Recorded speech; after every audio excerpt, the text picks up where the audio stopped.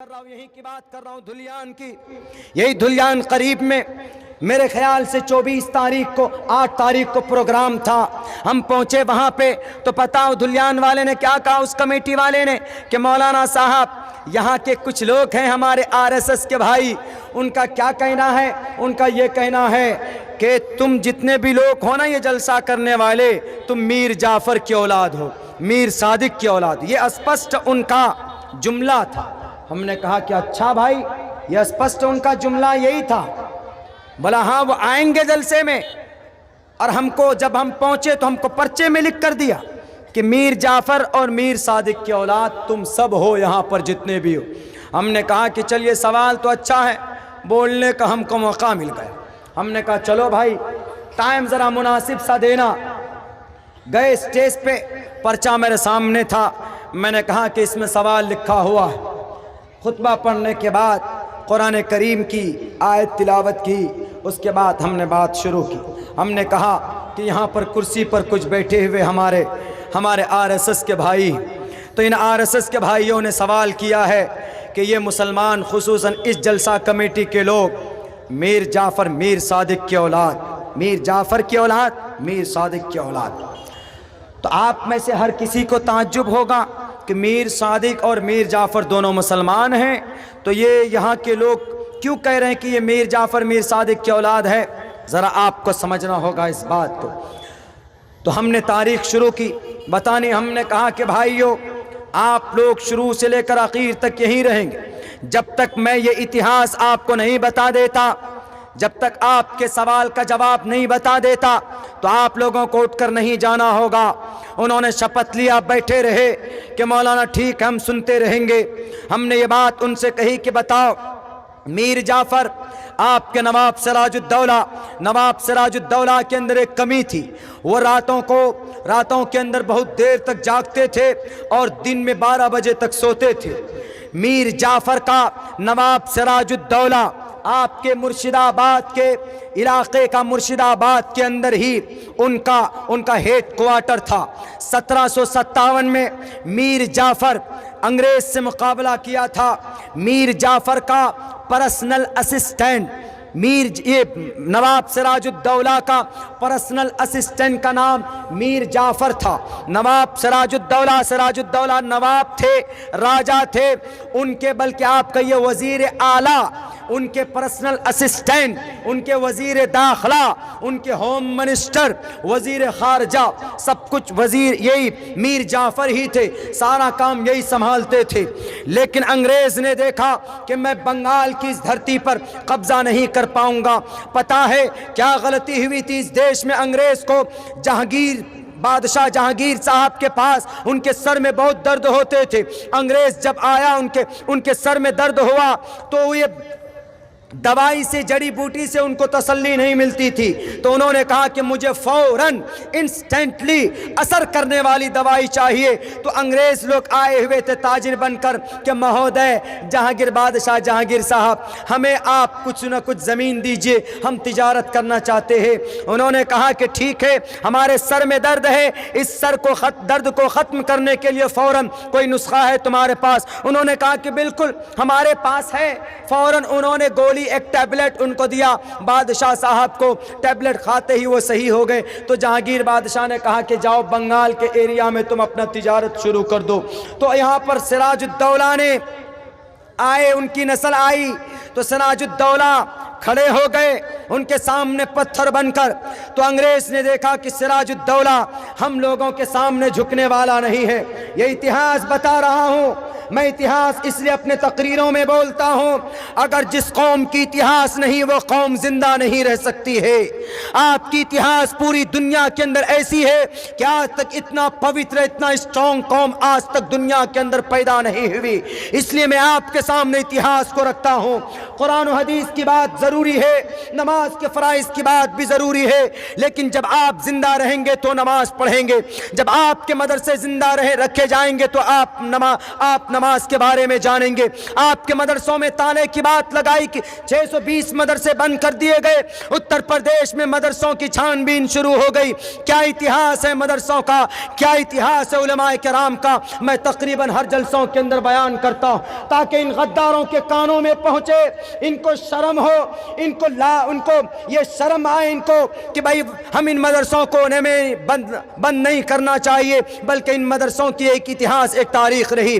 میں اتہاس اس لیے بتا رہا ہوں تاکہ آپ کو پتہ ہونا چاہیے کہ کل اگر کوئی کرپٹ آدمی، کل اگر اس دیش کا غدار آپ کے سامنے میں آ کر اس طرح کی واہیات سوال کرتا ہے تو آپ ان کی آنکھوں میں آنکھیں ڈال کر جواب دے سکو۔ تو ہم نے کہا کہ میر جعفر نے ہاتھ ملا لیا انگریز سے۔ انگریز نے کہا کہ سراج الدولہ کو قتل کروا دو، شہید کروا دو، ہم تمہیں کرسی دے دیں گے۔ میر جعفر نے غداری کی، ایمان کے ساتھ، اپنے دیش کے ساتھ، اپنے قوم کے ساتھ غداری کی۔ ہاتھ ملایا کس سے؟ جا کر انگریز سے۔ میدان جب شروع ہوتی ہے جنگ کی تو نواب سراج الدولہ شہید کر دیے جاتے ہیں۔ 1757 پلاسی کی جنگ مرشد آباد کے اندر شہید ہو جاتے ہیں وہ، انگریز قابض ہو گئے۔ اس کے بعد کچھ دن تک میر دیکھ رہے ہو، یہ چنٹو ہے، اپنے چنی لال جی کا لڑکا۔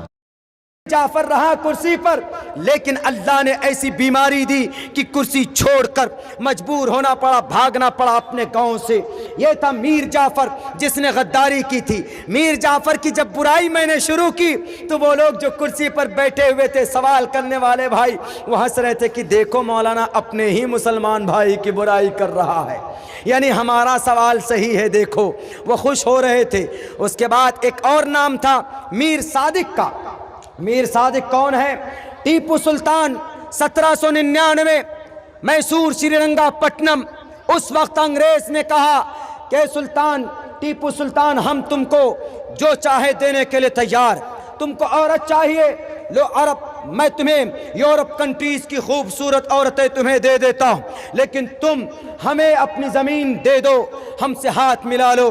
ٹیپو سلطان نے کہا کہ میرے نبی نے ایک جملے میں کہا تھا عتبہ شیبہ ولید حنظلہ کو کہ ابو جہل، عتبہ شیبہ ولید حنظلہ مغیرہ، اے مکہ کے گروگن ٹالو، تم ایک ہاتھ میں چاند کو لا کر رکھ دو، دوسرے ہاتھ میں سورج کو لا کر رکھ دو، میں کبھی بھی اپنے ایمان کا سودا نہیں کر سکتا، مجھے اللہ نے نبی بنا کر بھیجا ہے، میں نبوت کا کام کرتا رہوں گا، میں محمد کا دیوانہ ہوں، میں اللہ کی عبادت کرتا ہوں اور محمد کی اطاعت کرتا ہوں، اور غریبوں کے ساتھ میں بہتر برتاؤ کرتا ہوں جہاں تک ہو سکتا ہے۔ میں وہی جواب تمہیں بھی دیتا ہوں کہ تم میری ایمان کو نہیں بدل سکتے، تم کچھ بھی کر لو۔ جب انگریز نے دیکھا کہ ٹیپو سلطان نہیں بدلنے والا تو فوراً میر صادق سے ہاتھ ملایا۔ میر صادق بھی ان کے پرسنل اسسٹنٹ تھے ٹیپو سلطان کے، تو ٹیپو سلطان کے پرسنل اسسٹنٹ سے ہاتھ ملا کر جنگ شروع ہوتی ہے۔ بہت بری طریقے سے ٹیپو سلطان شہید کیے جاتے۔ اس وقت کا جنرل ہارس جو کمانڈر ان چیف تھا، وہ ٹیپو سلطان کی لاش پر کھڑا ہو کر کہہ رہا تھا کہ اے دنیا والو، بھارت والو، سنو، میں آج سے from now and from today, آج اسی وقت سے I am emperor of India, میں بھارت کا بادشاہ بن گیا ہوں۔ کسی نے کہا کیوں؟ کہا کہ بھارت کے بادشاہ بننے میں سب سے بڑا جو چیلنج میرے سامنے تھا، ایک شیر، اس دیش کے ایک شیر کو میں نے شہید کر دیا۔ اور وہ شیر کون؟ ٹیپو سلطان تھے، جن کی لاش پر کھڑے ہو کر اس نے اعلان کیا تھا۔ تو غداری کی کس نے؟ میر صادق نے ٹیپو سلطان کے ساتھ، اس کے ساتھ تو کیا ہی کیا، لیکن اپنے ایمان کو بھی بیچ دیا انگریزوں کے ہاتھ۔ وہ ایمان جس سے بڑی دولت اللہ کے خزانے میں نہیں ہے، جس سے بڑی قیمتی دولت اللہ کے خزانے میں نہیں ہے، اس ایمان کو بیچ دیا۔ جس ایمان کی اشاعت کے لیے بی بی سمیہ کے جسم کے 2 ٹکڑے کیے گئے، اس ایمان کا جنازہ نکال دیا میر صادق نے انگریز کے سامنے میں۔ آپ الیکشن آنے والا ہے بنگال میں، آپ کے جھارکھنڈ میں بھی آیا، بہار میں بھی آیا، میں الیکشن میں تھا، میں تھا الیکشن کے اندر کینڈیڈیٹ کی حیثیت سے، میں جانتا ہوں کہ الیکشن کے اندر کیا ڈیلنگ ہوتی ہے، کیا باتیں کہاں پر ہوتی ہے۔ پیسوں کا کھیل الیکشن کے اندر ہوتا، کسی کا ایک ووٹ ہے تو 500 دے دیجئے تو وہ آپ کا ہو جاتا۔ اپنے ایمان کو بیچ ڈالتے ہیں مسلمانوں، آپ کسی کو بھی ووٹ ڈالو یہ آپ کا بیسک ادھیکار ہے، لیکن پیسے ڈال کر ووٹ ڈالتے ہو کسی کو تو گویا آپ اپنے ایمان کا سودا کرتے ہو۔ میر صادق نے اپنے ایمان بیچ دیا۔ اب وہ لوگ جو تھے وہ لوگ تو خوش ہو رہے تھے کہ ارے دیکھو مولانا صاحب اپنے ہی مسلمان کی برائی کر رہا ہے۔ ہم نے کہا کہ آر ایس ایس کے بھائیوں، پتہ چل گیا کہ آپ آر ایس ایس کے بھائی ہیں، لیکن میں ایک مسلمان ہوں، میرے اندر ایمان ہے، میں اسلامک شریعت کو فالو کرتا ہوں، غلط بیانی، جھوٹ، فریب ہم نہیں کر سکتے، چاہے تم ہمیں جلا دو، چاہے تم ہمیں بھسم کر دو۔ انہوں نے کہا کیوں مولانا؟ کہا اس لیے میں نے اس لیے حقیقت بیان کی، بھلے ہی تھے مسلمان میر جعفر بھی اور میر صادق بھی، لیکن انہوں نے غلطی کی تھی تو غلط ہم نے کہا۔ لیکن ایک بات بتاؤ، کیا آپ غلط کو غلط کہہ سکتے ہو؟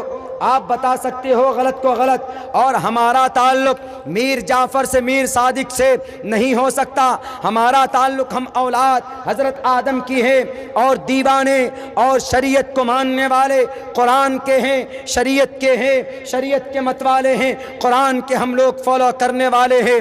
ہم میر جعفر سے، میر صادق سے ہمارا کوئی تعلق نہیں۔ ہاں اتنا تھا کہ وہ مسلمان تھا، کلمے کو مانتا تھا، لیکن کلمہ بیچ گیا، وہ ایمان کا سودا کر گیا وہ۔ لیکن میں کہوں گا کہ اس نے غداری کی تھی، اس نے بے ایمانی کی تھی، میں مرتے دم تک کہوں گا، میں کبھی بھی اس کی تعریف نہیں کر سکتا۔ ہم کو نبی نے یہ نہیں سکھایا، ہم کو قرآن یہ نہیں سکھاتا ہے۔ قرآن کہتا ہے کہ جھوٹ کو جھوٹ کہو، ظالم کو ظالم کہو، مظلوم کی مدد کرو، انصر اخاک ظالما او مظلوما۔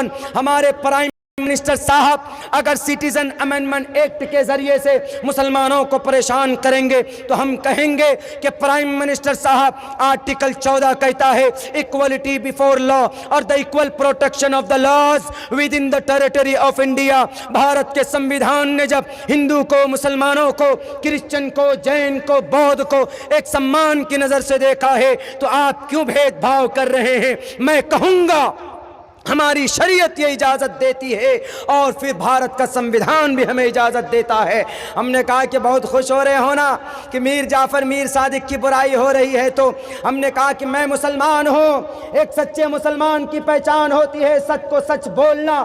ہم نے کہا کہ آپ سناتن دھرمی ہیں، بتاؤ آپ سچے سناتن دھرمی ہو، آپ کا بھی کلمہ کم برہم دتی ناستے ہے، آپ کا بھی سورہ فاتحہ اور ایک اومکار، آپ کا بھی سورہ فاتحہ اوم بور سواہا تتسوترورینیم بھرگو دسی دیوس دھیمہی دھیو یو نہ پرچودیات ہے۔ آپ بھی اہنسا کو، ظلم کو غلط مانتے ہو، اہنسا ستیم، ہنسا کو، ظلم کو، زیادتی کو، غصے کو، بےمانی کو غلط مانتے ہو۔ اہنسا ستیم کرو دستیاگ شانتی رپیشنم دیا بھولیشور لوپ تم ہیر چاپلام۔ مانتے ہو کہ نہیں مانتے ہو؟ آپ بھی ایک ایشور کو مانتے ہو، میں بھی ایک اللہ کو مانتا ہوں، لیکن بتاؤ میں نے جس طریقے سے اپنے ان دو مسلمانوں کی جو بری عادت تھی، جو انہوں نے غلطی کی تھی، وہ پوری ایمانداری کے ساتھ میں نے لوگوں کے سامنے رکھی، لیکن کیا آپ کے اندر ہے اتنا دم، آپ کے اندر ہے اتنا بڑا کلیجہ جو آپ اپنے ہی لوگوں کی برائی کو بیان کر سکیں؟ بولا کیسے مولانا؟ ہم نے کہا کہ اس دیش میں گاندھی جی کی ہتیا کرنے والا کون؟ ناتھو رام گوڈسے۔ آپ ناتھو رام گوڈسے کو غلط کہہ سکتے ہو؟ نہیں کہہ سکتے۔ ہم نے کہا بتاؤ اس دیش میں انگریز کے سامنے میں ہاتھ جوڑ کر معافی کا اعلان کرنے والا کون؟ ساورکر۔ آپ نے ویر کا لقب دیا، ہے ہمت ساورکر کو غلط کہنے کی؟ نہیں کہہ سکتے نا۔ ہم نے کہا یہ فرق ہے ایک مسلمان میں اور ایک ڈس بلیور میں۔ آپ صحیح کو غلط کہتے ہو اور میں صحیح کو صحیح کہتا ہوں، یہ فرق ہوتا ہے۔ اس کے بعد ان کے منہ بن گئے، اٹھ کر چلے گئے۔